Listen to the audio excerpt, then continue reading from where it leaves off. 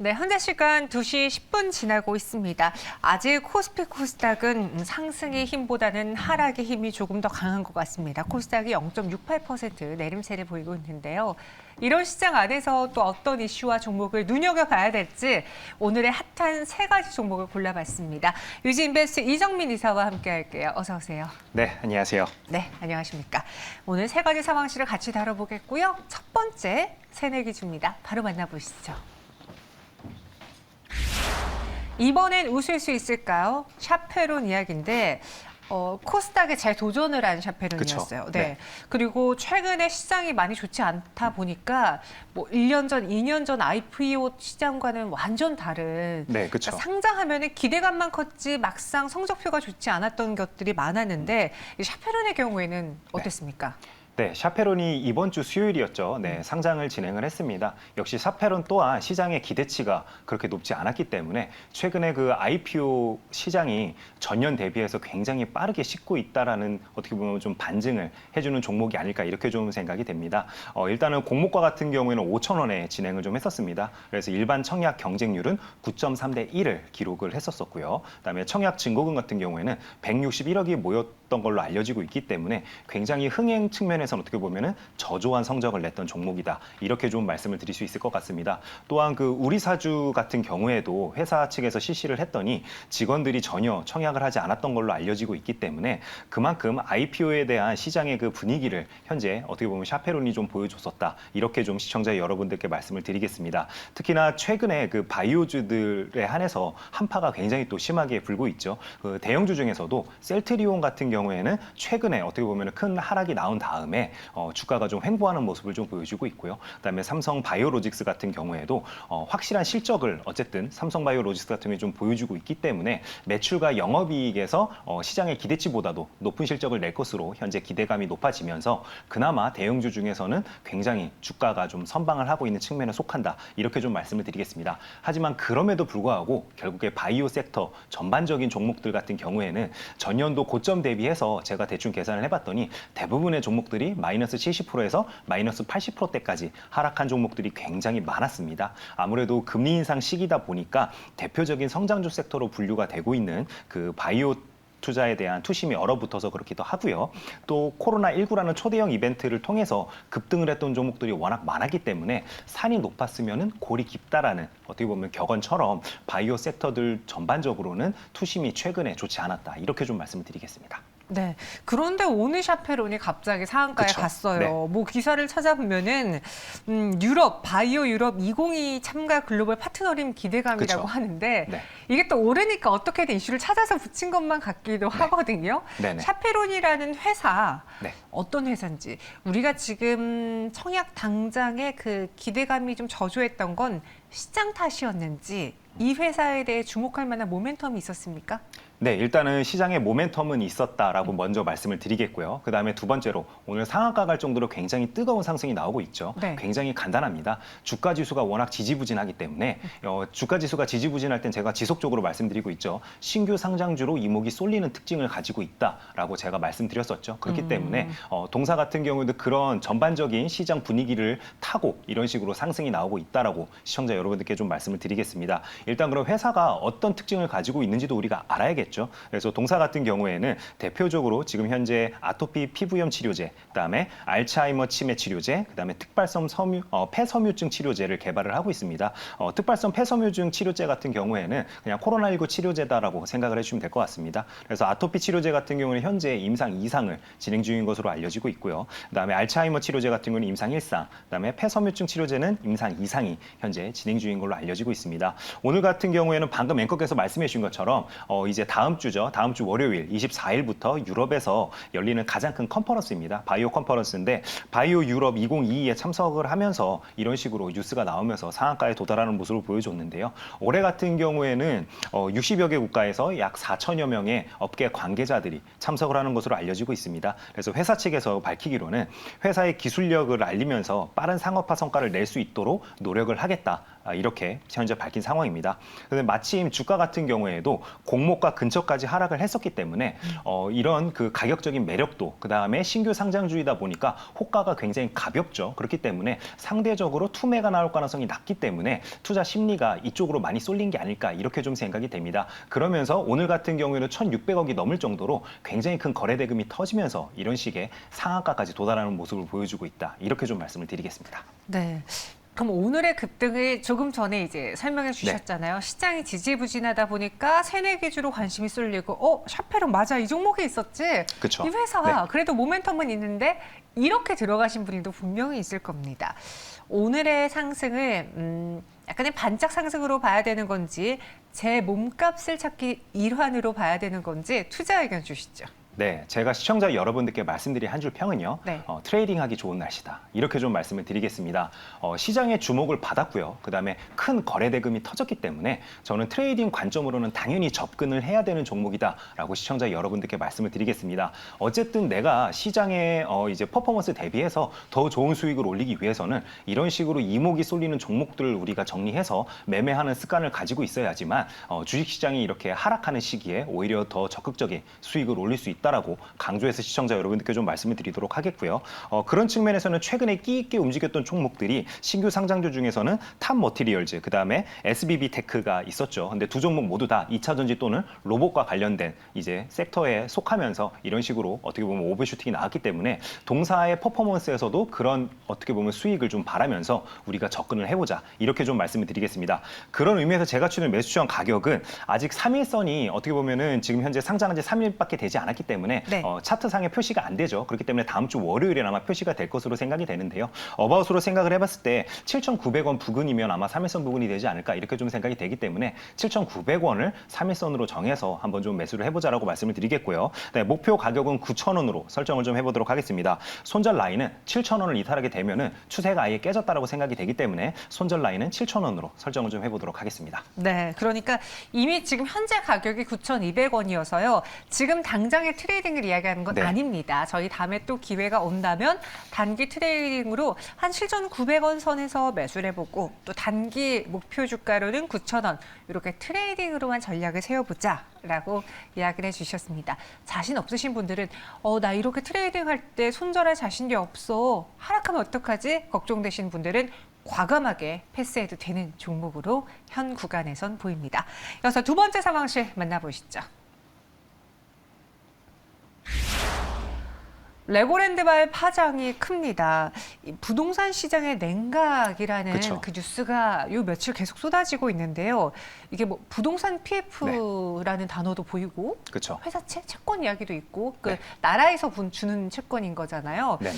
위험한 수준인가요? 좀 쉽게 설명해 주세요. 어떤 상황인지. 네, 일단은 시청자 여러분들께 어떤 일이 있었는지부터 좀 말씀을 드린다라면은 신임 이번에 올해 취임을 하신 김진태 강원도지사께서 그 레고랜드와 관련되어서 자산 유동화 기업 어음 그 흔히 이야기하는 ABCP에 대해서 상환을 하지 않겠다라고 디포트 선언을 하면서 채권 시장이 급속도로 현재 냉각이 좀 되고 있습니다. 그 김진태 도지사 같은 경우에는 아무래도 지금 현재 여당 소속이시기 때문에 전임 도지사님이 야당 출신이시죠. 그러다 보니까 제가 생각했을 때는 정치적인 퍼포먼스를 한 게 아닐까 이렇게 좀 생각이 됩니다.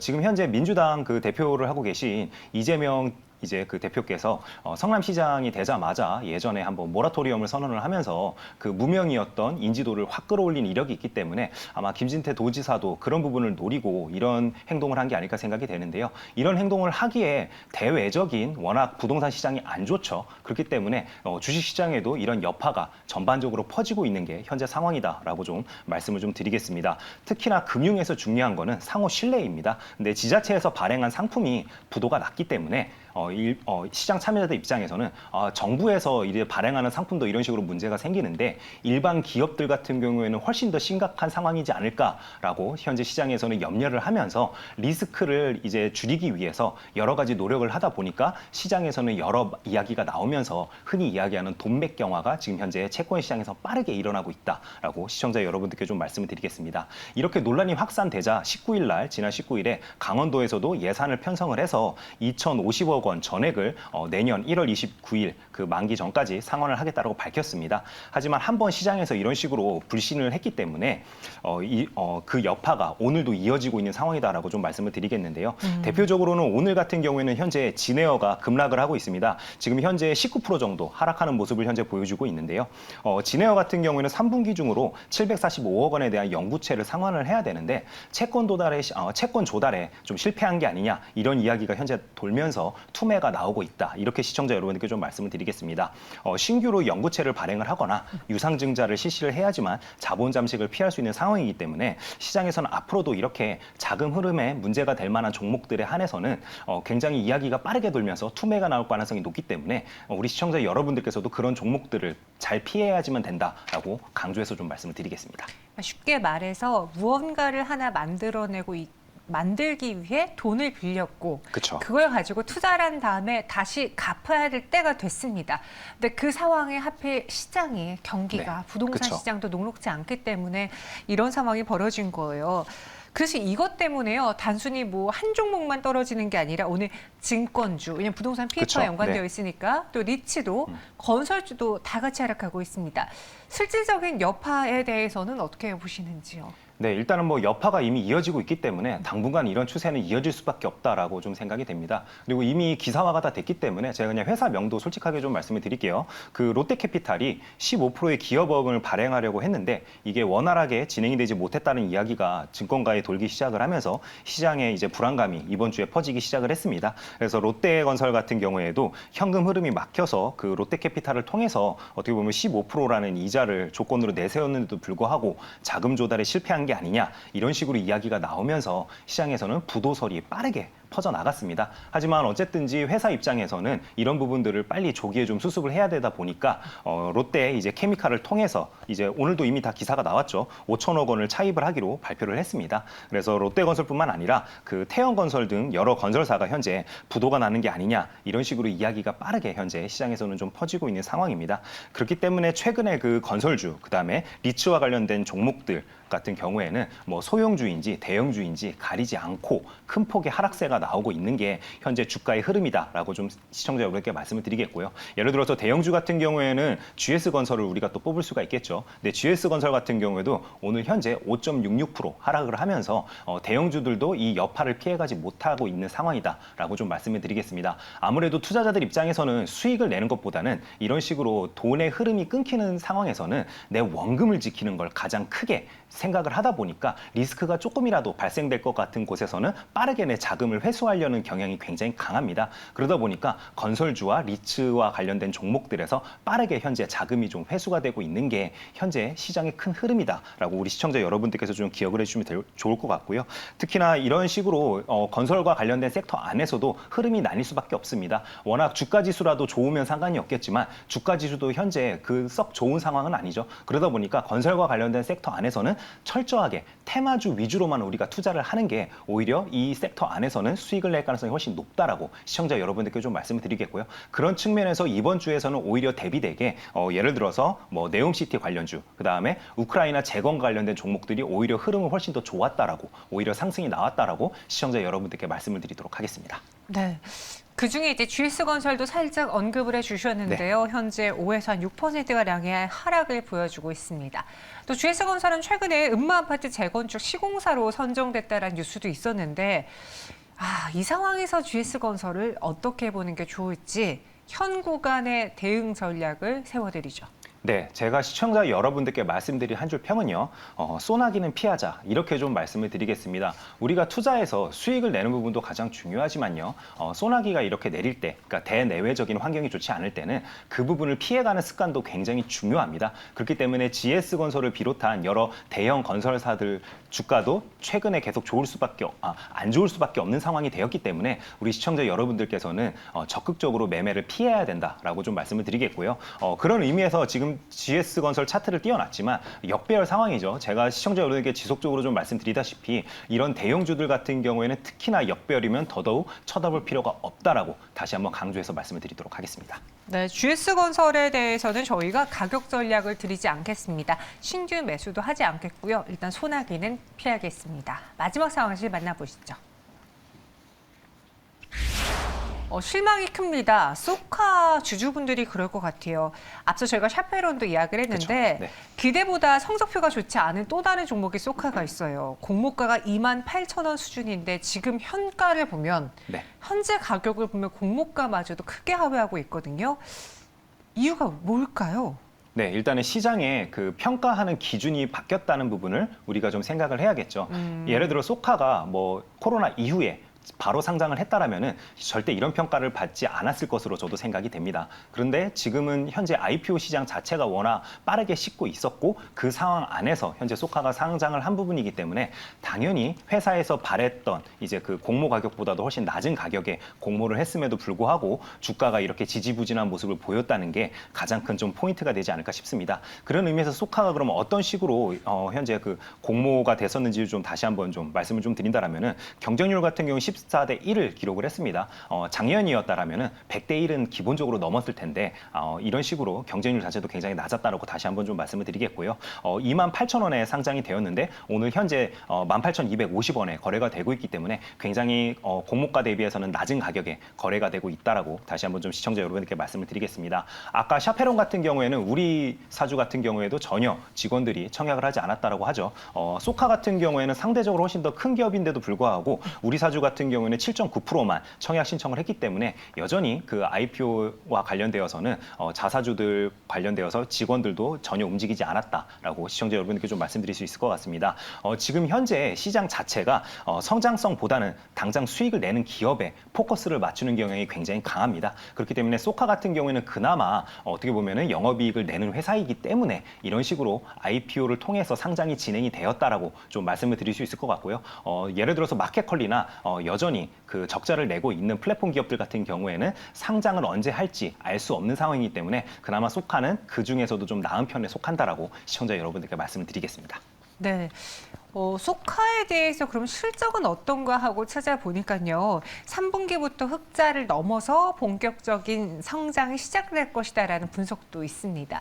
이 분석이 맞는 건지 지금 그 소카에 대한 평가가 이전과 달라졌기 때문에 주가가 떨어졌다라고 했잖아요. 그쵸. 네. 그럼 그 PR 산정할 때 그 시장 상황 말고 이 회사가 벌어들인 돈만 봤을 때는 어떻습니까? 네, 현재 회사가 빠르게 영업이익으로 전환이 되고 있는 부분은 분명히 맞습니다. 그래서 증권가에서 지금 예측하기로는 올해 같은 경우에는 매출은 4,004억 원, 그다음에 영업이익은 158억 원을 현재 예상을 하고 있기 때문에 이런 식으로 그 플랫폼으로 평가가 되고 있는 기업들 중에서 영업이익을 내고 있기 때문에 그런 부분은 우리가 긍정적으로 생각을 할 수 있다라고 생각이 됩니다. 일단은 지금 현재 그럼 회사가 지금 이제 하고 있는 사업 방향성에 대해서도 좀 말씀드려야 될 것 같은데요. 오늘 같은 경우에도 흔히 이야기하는 모두의 주차장이라는 그 자가 운전하시는 분들은 필수적으로 까는 어플 중에 하나죠. 네, 모두의 주차장과 협업을 하겠다라고 밝혔습니다. 이런 식으로 점점 그 사업 영역도 넓히고 있기 때문에 그런 부분에서는 회사가 참 꾸준하게 성장성을 위해서 지속적으로 투자도 하고 협업도 하고 있다라고 시청자 여러분들께 좀 말씀을 드릴 수 있을 것 같고요. 특히나 이제 경기가 현재 위축이 되고 있기 때문에 이런 식으로 경기가 위축이 되는 시기에는 아무래도 내가 소유하려는 특히나 돈이 많이 드는 그 상품에 대해서는 소유하려는 욕구보다는 차라리 공유 상품을 이용해서 그 내 예금을 좀 이렇게 가지고 있으려는 경향이 굉장히 강해집니다. 그렇기 때문에 소카 같은 경우에는 오히려 경기 위축 시기에는 우리가 한 번쯤 바라봐야 될 종목이 아닐까 저는 좀 그렇게 생각이 됩니다. 당장 저만 하더라도 제가 지방 출장 갈 때는 소카를 이용하는 경우가 굉장히 많습니다. KTX로 이동을 한 다음에 그 지역에 가서는 소카로 이동을 할 때 훨씬 더 제가 경제성을 많이 느끼기 때문에 저도 그런 식으로 행동을 하는데요. 그래서 이런 그 소비의 패턴의 변화에 대해서도 우리가 한 번쯤 생각을 해본다라면은 투자 아이디어를 여기서 찾을 수 있다. 이렇게 좀 말씀을 드리겠습니다. 네, 사실 전반적으로 경기 침체가 심해지고 소비가 둔화하게 된다면 큰 돈 쓰는 걸 막게 됩니다. 그쵸, 네. 무언가 신차를 구매하기보다는 이 공유 차량을 이용하는 분들이 더 많아지지 않을까 싶었는데 소카에 대한 전망은 어떤지 한 줄 평, 가격 전략 들어보겠습니다. 네, 제가 시청자 여러분들께 말씀드린 한 줄 평은요. 네. 주가도 핫 해져라. 이렇게 좀 말씀을 드리겠습니다. 제가 방금 앞에서 설명드렸다시피 경제가 이제 점점 침체기로 갈수록 저는 공유 경제가 다시 한번 떠오를 가능성이 굉장히 높다라고 생각을 합니다. 마침 그 소카 같은 경우에도 단기 저점을 어느 정도 주가가 형성을 한 다음에 현재 21선을 돌파하는 모습을 현재 보여주고 있습니다. 그렇기 때문에 저는 다시 21선 위에 눌리는 구간에서는 매수를 하면은 꽤 좋은 그래도 수익을 올릴 수 있지 않을까 이렇게 생각이 되기 때문에 시청자 여러분들께 매수 추천을 좀 드리려고 하고요. 그런 의미에서 제가 보여주는 매수점 가격은 21선 부근인 17,500원으로 좀 말씀을 드리도록 하겠습니다. 네, 목표 가격은 25,000원 부근으로 한번 좀 잡아보도록 하겠습니다. 손절 라인은 17,000원을 이탈하게 된다라면 추세가 꺾였다라고 생각이 되기 때문에 17,000원을 손절 라인으로 제시를 해드리도록 하겠습니다. 네, 소카의 주가도 쏘핫해져라 신규 매수도 가능하고요. 혹시 모르니까 손절가, 목표 주가 다 가격 전략도 갖고 가시기 바라겠습니다. 저희 시청자분들이 지금 앞서 살짝 진에어에 네. 대한 코멘트를 해주셨는데 진에어가 급락하는 이유를 너무 궁금해하시는 것 같아요. 네네.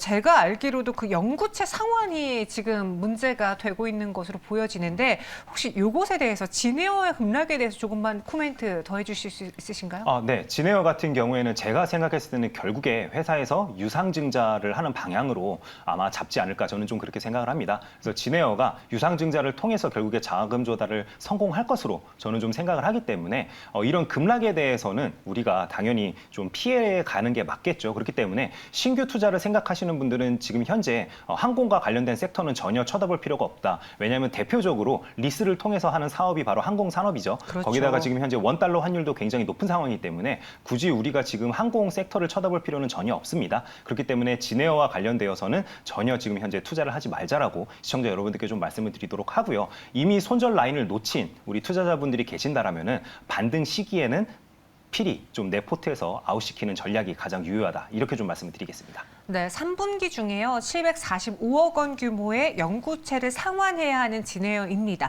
만약에 이걸 외환 관련 손실로 대규모 반영하게 되면 자본 잠식까지 이뤄질 수 있어서 지금 영구채를 상환하거나 아니면은 유상증자가 필요한 상황인데 앞서 이정민 이사가 말한 것처럼 결국 유상증자 쪽으로 방향을 잡지 않겠느냐. 그럼 또 주가가 하락할 수 있기 때문에 먼저 시장에서 이를 반영하고 걱정하고 온입장 매도하는 것으로 보여집니다. 진에어를 갖고 계신 분들은 한번 잘 참고해 보시기 바라겠고요. 이정민 이사와의 상황실은 여기서 마무리해 보도록 하죠. 오늘 설명 고맙습니다. 네, 감사합니다.